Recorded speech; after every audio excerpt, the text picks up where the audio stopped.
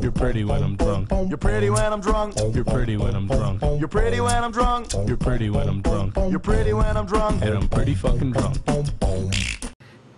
What's happening? What's happening? It's Sunday.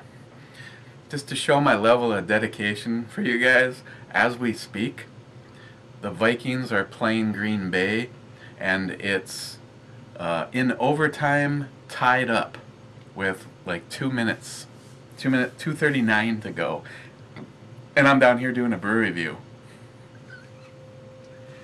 Ever had one of those days where you're like in a good mood, but you might as well be wearing a sign that just says, "Don't touch this"? Well, how's this? Does this get it done? Don't touch this. Safety Sally's. Ooh. But at least I'm not holding any alcohol in my hand, because I drank that all upstairs before I came down here. Just kidding. Okay.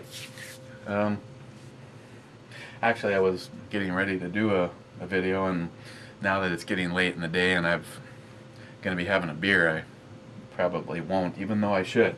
I think I talked about it. The Pitbull Tactical Bloodline Series holster. Yeah, I know some people, but the only bitch that I could actually give you for this is it's like 85 bucks for this holster, but they send along the conversion to convert this to outside the waistband. Me personally, I think I did it for a video, but I'm an inside the waistband holster kind of guy, and let's see here.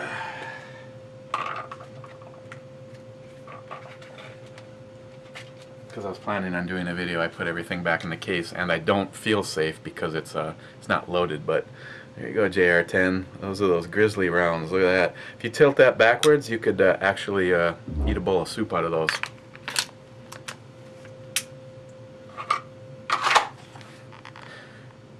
Yeah, I've already been using this holster. This one is a departure from my typical with Pitbull. I actually had them make this with a full sweat shield, which I kind of wish my other two were that now. A lot of people, I think, hesitate and think that that's going to bother you, but the profile is the same. I mean, the only thing that changes is you got a thin little pointy spot there when the gun is removed from the holster, but at that point in time, I really don't think it matters. But I've said it before, and I'll say it again. Pitbull Tactical holsters.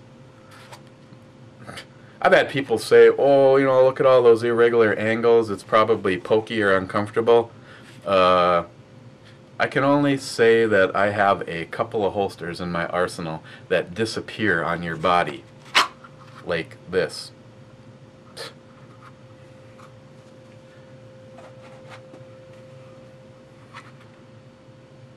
Three thumbs up on this guy right here. That's all I'm saying.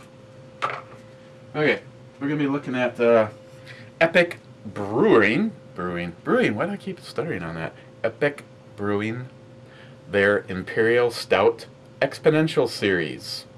This is bottle number 10 of 1,800 that they made, and due to the vote count, I stuck with my normal. I can't tell you anything about this, and I have never had anything from Epic. It is 11.1%.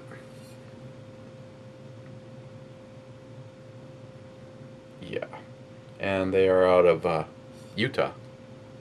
So this has been out about 10 minutes or so, taking a little of the chill off, and I'm gonna let my good friend Jim Hornet Fixer have the honors on this one. Oh, sorry. There you go. That goes into the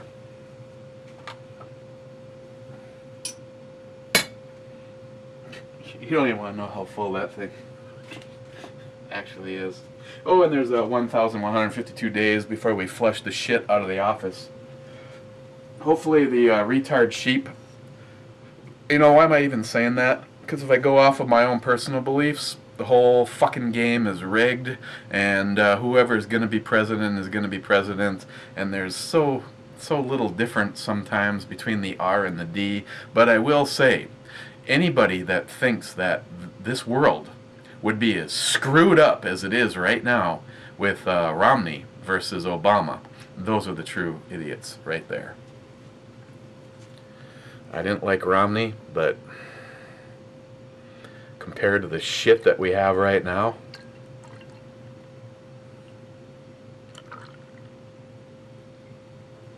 wow, that's that has some viscosity to it, and we are not going to get through there with a ray of light. Ooh. It's got a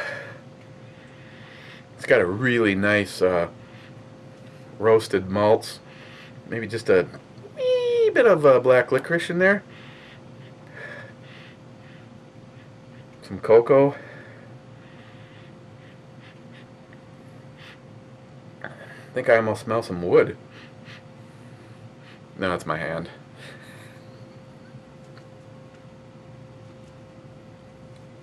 Okay, as you can see, it's got some nice lacing going on. Ooh, the ransom letters from Tardisius are covered up.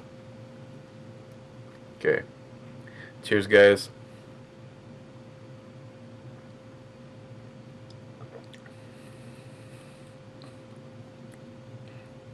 Yeah, that's not a gulper right there. This one does not quite have the alcohol hidden like some of them. There is some nice little warming right there at the end of the whole money shot.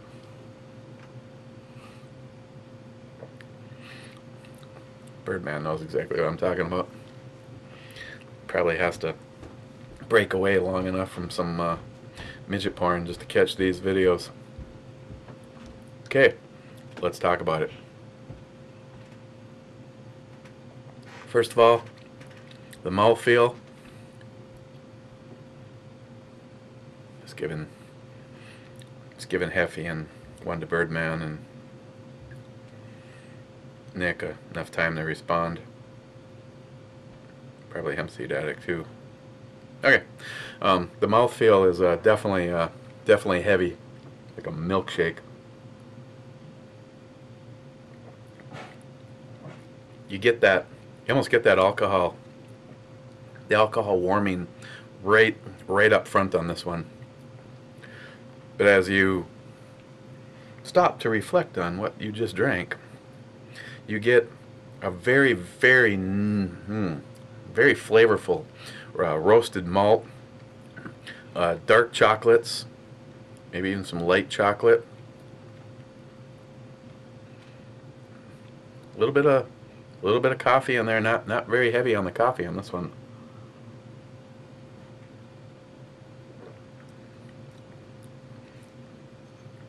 Like literally right with or right behind the alcohol is just a subtle black licorice.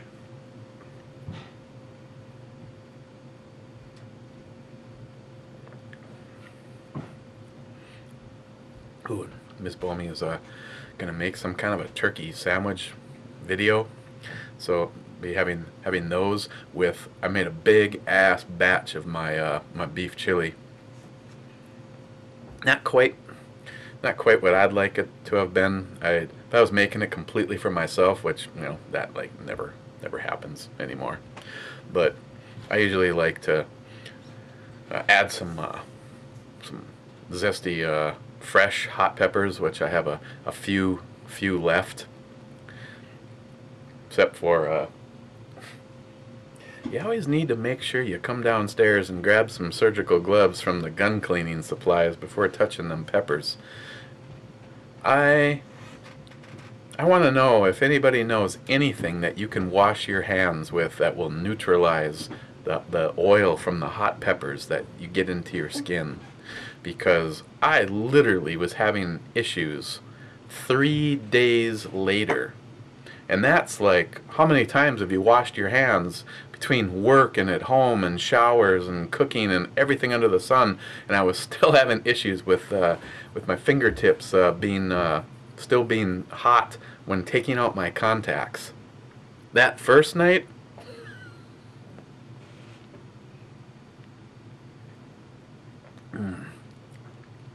yeah, there isn't very many things that I can say that I have in my cooking regimen that I would present to a large group of people, like say the shoot next year. But my beef chili, yeah, we never in the house of leftovers being wasted all the time, that chili never gets wasted.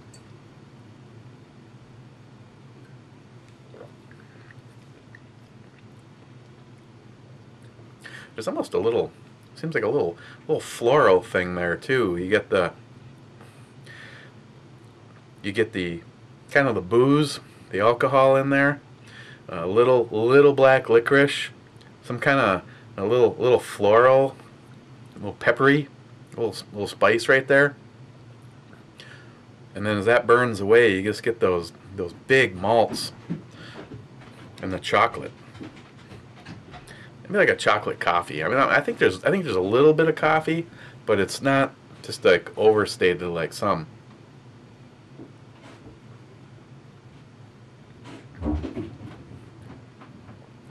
And yeah, I believe I did get feedback from Jameson on this, and this is one that could sit for was it up to four years or so.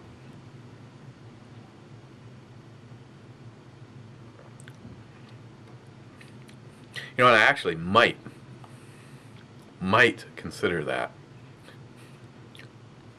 if I go back over there and they have a few more of these. I might grab a couple and just kind of sit on them.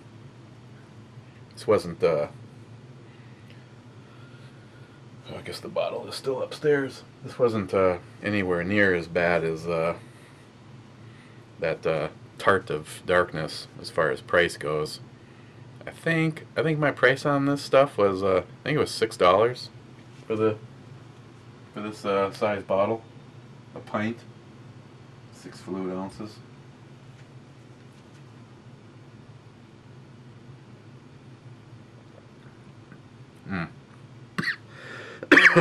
Oh, excuse me.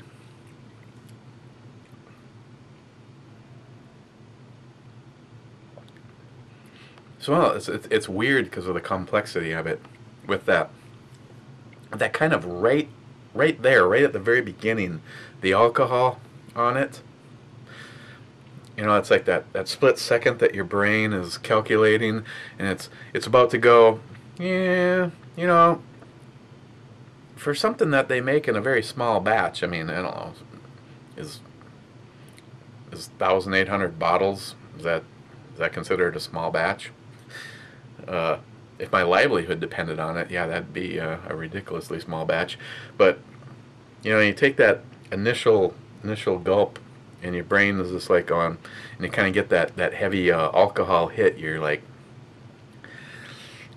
maybe this isn't going to turn out to be all that good. But there's so much good earthy malt and chocolate coffee behind it that it's just it changes very, very rapidly.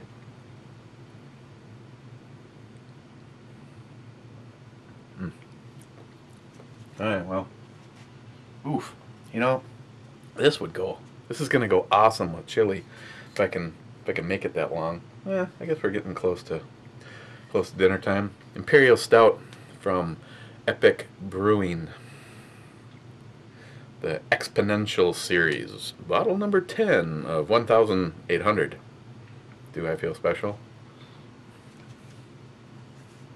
I probably it's kind of due to that alcohol, but I feel this is a good solid 9.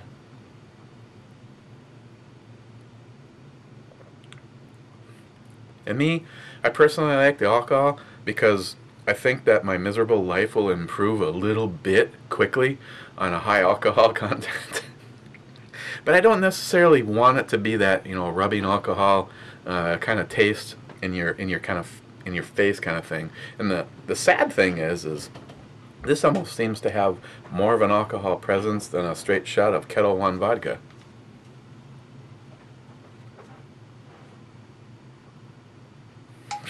Fail. So, yeah, that's I probably would give this, you know, like a beer bitch is trying to keep me off my game. But that's why we've got a 454 and a 10 millimeter sitting there. We can change this very quickly.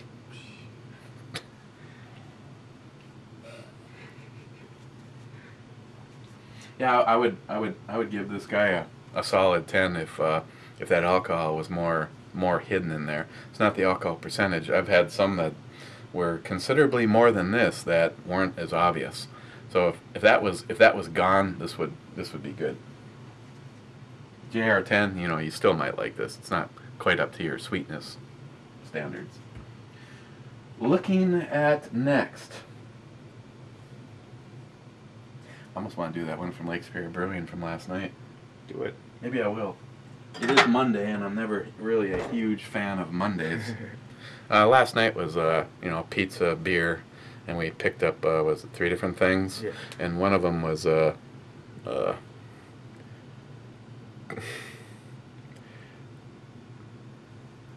Soffertrue? Whatever, I'm sure everybody'd be happy to critique me on this one. From Great Lakes Brewing. This was a full disclosure one. This was, I had 1 bottle of this and instantly fell in love and wanted to save it for a review. And due to the amount of vodka and beers that we had last night, I actually don't remember shit about this other than that I liked it. It's 8% by volume, and this one is best served at 55 Fahrenheit, which means I will remove it from. This one's still set maybe just a little bit too cold for some of the stouts and some of the heavier end stuff. But yeah, that guy looks like some serious business right there. That's the look. That's the look that the beer bitch has when you take his beer from him. Don't touch my beer. So let's take a look at this tomorrow. And did they win or lose? Tied. It's still tied? Well, it's like the final score is 26-26 tied. They're not even playing anymore. Yeah, I know, right? Well, who gives a fuck about tying? It's victory, victory. That means we have nothing to go against the girls next door. Dog has a Green Bay collar and Moa flags, and that's like, you know, you live in Minnesota. There should be some kind of rule. At least I feel. It's like being a communist. Yeah, we got commies living right next door that like Green Bay. So, yeah, tomorrow's Monday. I got my gig with my buddy out of town, but we'll see you tomorrow, and we'll take a look at the one from Great Lakes Brewing, and so far, I think my satisfaction rate with them has been about 99%. They just really have some good stuff, and like I said, I honestly at this point in time I can't remember what the hell that tasted like, but I remember going, that was like the first one. I think that was like the first thing we had, and yeah. Like 3 different beers later, and 7 or 8 screwdrivers and 2 shots of Kettle One.